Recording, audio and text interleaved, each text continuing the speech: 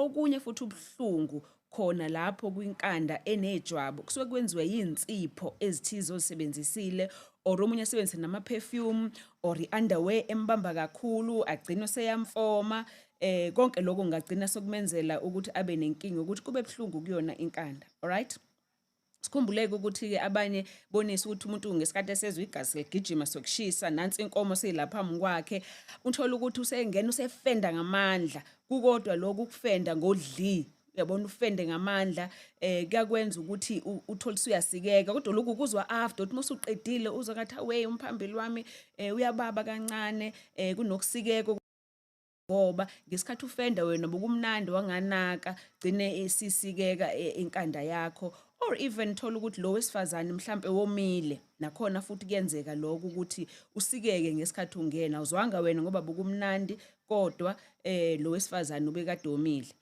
Ngilapho kwinkanda boniswa angifuni ukudlula kuloko okuyingozi kukhona ukuba ingozi kakhulu uma kubuhlungu inkanda kumuntu wesilisa lapho kakhulukazi kuloso nejwabu. Alright, lapho uthola ukuthi ijwabu lakhe selivele lafinyela la ngemuva alisakwazi ukubuya le phambili selize lavuvukala lakhala ngathi necklace around ikhinqi lakho kuyingozi kakhulu lokho kumele uhambe uye kudokotela ngokusheshsha if ukuthi umphambili wakho ubuhlungu kuleyo ndawo kanti ijwabu lakho selivuvukele. Alright, kube khona komunye boniswa othola umphambili wakhe uzoba buhlungu kumzimba wayo umphambili wakhe. Lokho akujwayele ukuthi kube into eyingozi kakhulu ngoba kusuke kuhambisana either ne-infection thizeni nayo yokuchama infection esinyeni uyawubamba kakhulu umchamo wakho kube nokungcola khona lo ufake khona umphambili wakho wabuya nokungcola thizeni noma nje izifo zocansi kuzokwenza lokho kodwa uzokhumbula ukuthi umlaleli wethu uthe kuyena kakhulu kuba buhlungu ngesikhathi eseqeda ukuchitha. So if kukuthi umuntu after seqede ukuchitha if kukuthi ubuhlungu kukumzimba wayo umphambili kusuke lokho either kunesifo ngeke ngithi mina umuntu uyakwazi ukuthi umphambili uphuke ngesikhathi kade on alenze ngodli ucansi kanti usuyaphuka umphambili wakhe. So lokho kungakwenzeka futhi ukuthi umphambili usuphukile uthola ukuthi kunegazi elimile kuwona umzimba womphambili wakhe nako futhi lokho kuzomenza ukuthi ezobuhlungu ngesikhathi eqedile. Kodwa ke if kukuthi kunegazi elimile kuleyo ndawo uzobona ngani uzobona ukuthi umphambili usuyagoba sugobele kulelo side elinegazi elimile ngoba kushuthi ngala kule side elinye liyahamba igazi kulelinye side siliblockile mase ke umphambili usugobela kulelo side kanti lokho kungasho ukuthi kunomthambo thizeni oblockile okogwami wethi umthambo usuzile ngoba kushuthi lo mthambo lo awusasebenzi kahle ngendlela. So if kunokublockeka futhi kulo mthambo kusuke kuyinkinga. Now into ebalekile ukuthi umlaleli enze njani if kuukuthi lo buhlungu kumzimba womphambili njengoba dengisho mhlambe into entsha akubuhlungu akuna discharge njalo uyakwazi ukuthi umphambili urephe ngethawula eline ice ukuze wehlise lokuvuvukala lokuvuvukala. Okay, ungathatha amaphilisi nje langehlisa inhlungu leso sikhashana but if lento iphinda futhi yenzeke okwesibili kusuke kushuthi lokho uhamba ubona udokotela sokunenkinga ekhona ngaphakathi ke manje ngoba le nto ayikho ngaphandle sikhona ngaphakathi kuwena. Kuzwakala kahle kakhulu dokotela. Sengifuna ukuthi sithathe isibili voice note khona sizowakhava bemaningi sibheke kuyena 11 o'clock. Sanibona lapho okhosini nodokotela. Dokotela hayibo nginenkinga mina la dokotela.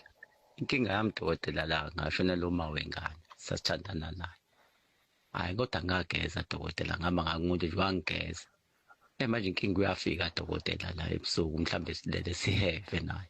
Futhi sezinto esasiyenza impela nje ebudokotela nginayo omunye okhona kodwa lento esenza nalowayana yabona nje masempela kuvuthwa indaba ngize ngimshaya izinqa nje lobusuku ushaya ihashi maselawo koshaya indaba kodwa manje lona enginayo angishaya izinqa ke angazi inkinga ngabe maphi kodwa dokotela ngoba impela hayi angimuzwa lo enginayo ingabe ngimuzwa kakhulu mawengane cela ubuza udokotela ethi ngisangenze njani ayikhuluma nomethi ingcobo la etafuleni.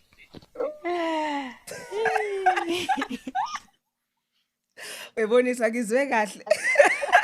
Uzwe kahle dokotela ukuthi spank. Uspank ispoki. Isipong. Ngiyazibuza ukuthi zikuphi lezi. Ya kodwa ahleki wena mlaleli ahleki wena kodwa nje ukucabanga lokho ukuthi manje wena upansi izinqa. Okay kulungile asimsiza umlaleli Boniso okay. Now uyazibonisa enye into ade ngikhuluma ngazo ke lena last week yokuthi umuntu aphuphe either uex or njalo kodwa angikaze ngingene kuloko ukuthi umuntu aphuphe umuntu ekade ethandana naye. Alright, look kungenzeka kunormal ukuthi umuntu uma kade uthandana naye usazilile kusabhlungu enhlizweni yakho kulula ukuthi uyamphupha njalo lo muntu umphuphesha izinto ekutshela izinto ekukhombisa izinto okay.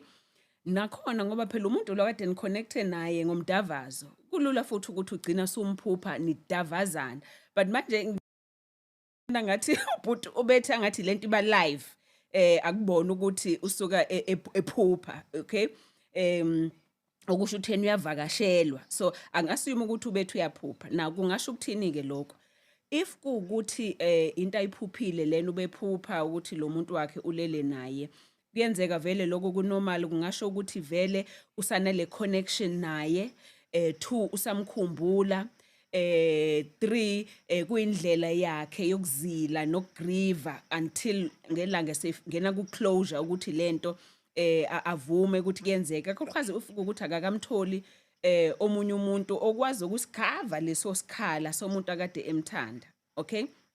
Uyaziboniswa umuntu if angasekho emhlabeni noma kuthiwa bungamthandi u100% bumthanda u70% ukuhamba komuntu nje emhlabeni kukodwa kulethe ezinye insizi ezikwenza ufile angathi ngaphandle kwakhe awusakwazi ukuexist ugcina somthanda kakhulu somdinga kakhulu isihamba nalento nokuzisola ukuthi awu lo muntu akasekho. Alright, so kukodwa lokho kuzomenza ukuthi imizwa yakhe yasekameleni yalomuntu wakhe ibe phezulu kakhulu.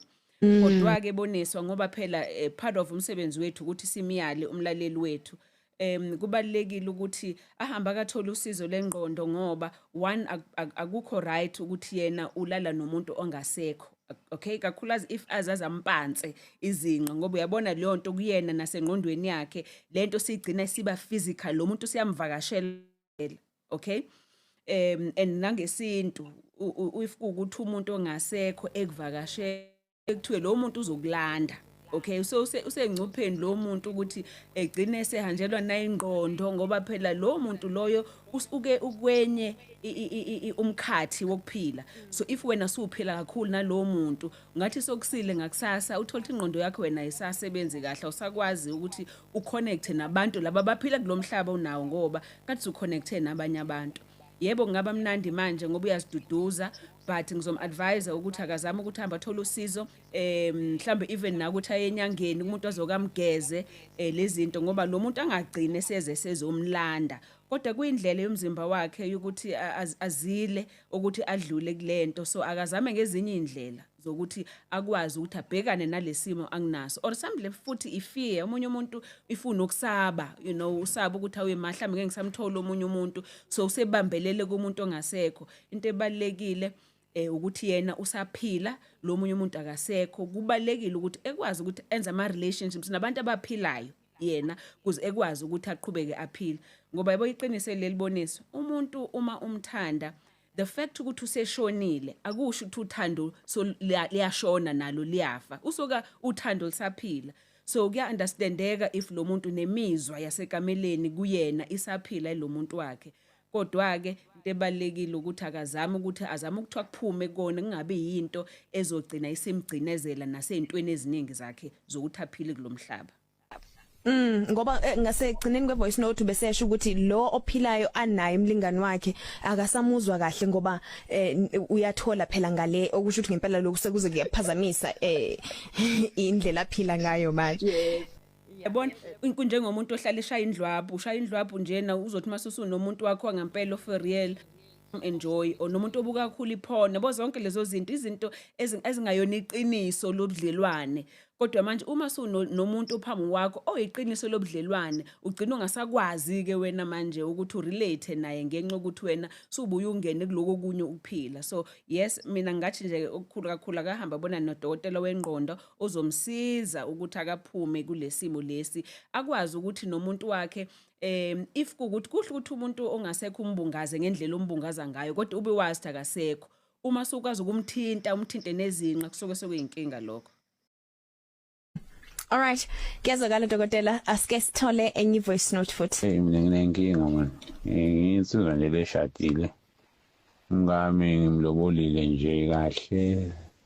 Shule sisanda ukutholana nje.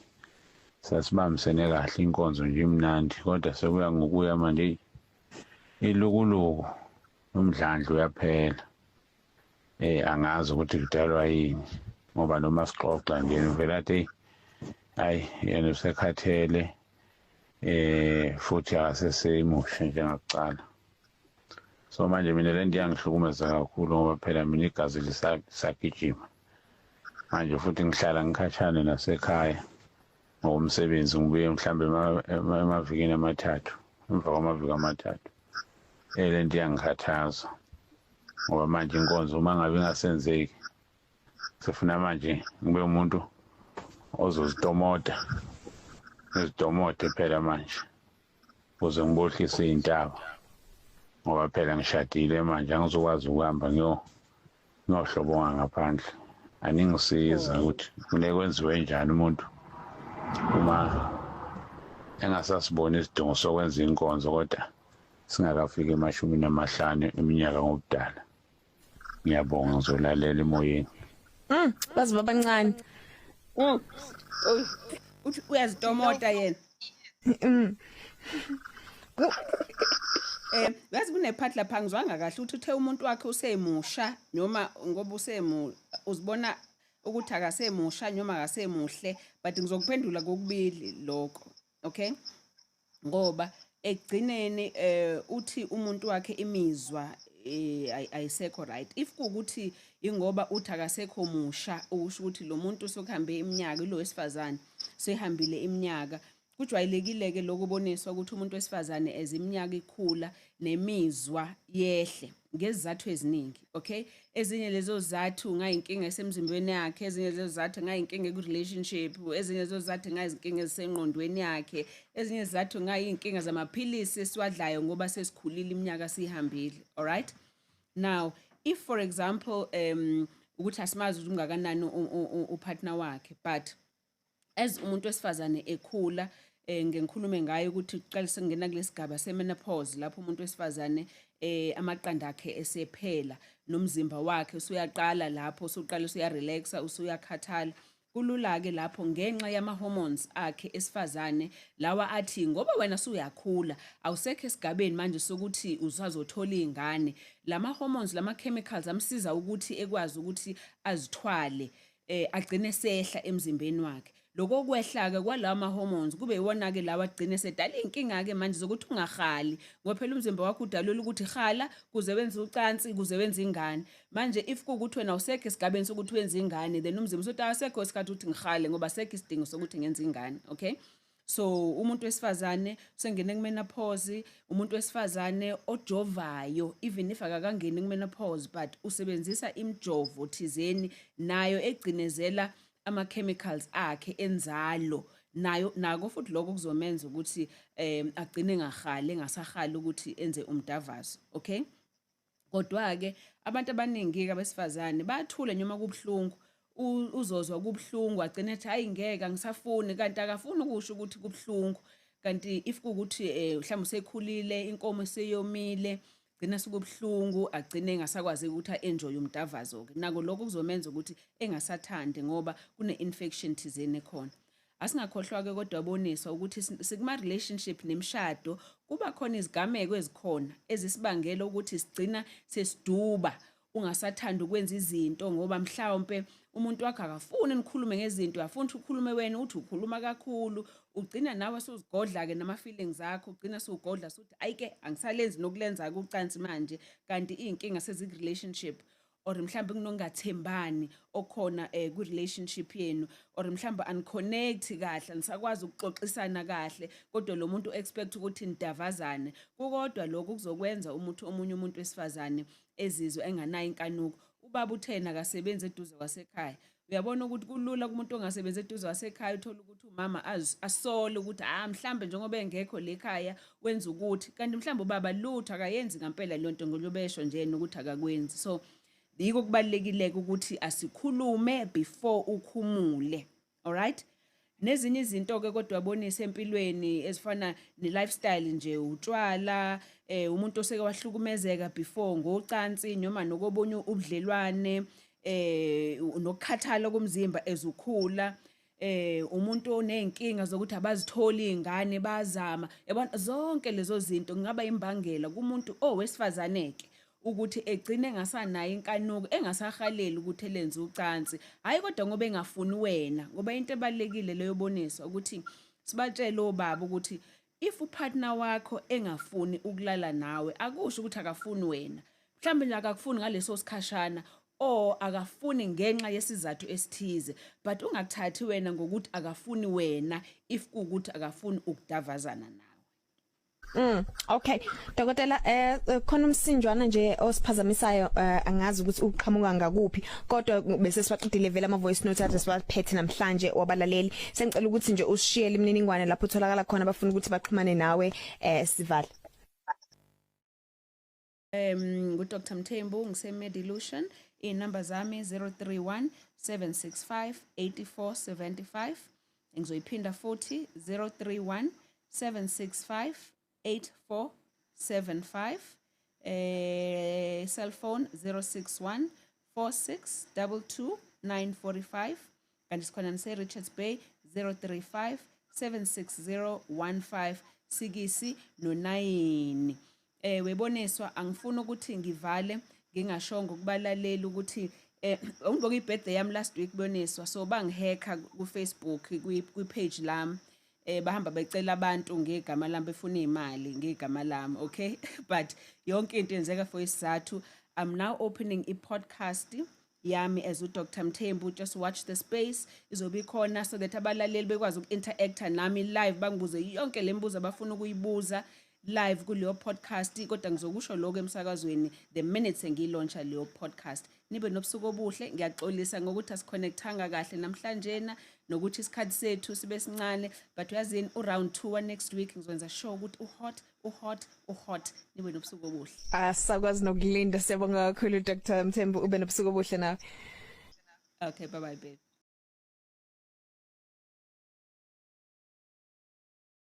Sanibona sithando zami ncese sorry angiwaboni nama message enu manje sorry i-connection yethu idisturbekile but njengoba kade ngisho nje earlier ngizovula i-podcast ngoba ngifuna abanye benu bangisendela ama-VN abanye eni basenda ama-video sibe live kanje sixoxe nanoma yingane kodwa ngiyazi phela ngifuna ukukhuluma ngelawo nina kakhulu more than anything kodwa ngifuna ukuba khona ngiyazi ukuthi baningi abangifonela e-office bafuna bathi mina ngifuna ukukhuluma nodokotela hayi ne-receptionist so le podcast izobe iyileyo ndawo lapho nawe nyanoma inini uzokwazi ukuthi ungifonele sikhulume nawe ngikusize ezinkingeni zakho ngoba ngiyabona na ku Facebook baningi ama message nama DM enengisendela wona ngeenkinga zenu so le podcast ngithi iyona ndlela yami yokuthi ngikwazi ukuconnecta nani ezizithandwa zami kalula ngizontshela ukuthi izowenzeni just watch the space emasontweni elilodwa isonto lesibili kuzothi mase kwenzekile mase ngiyanitshela nama details akhona ukuthi i-podcast yami ungena kanjani kuyona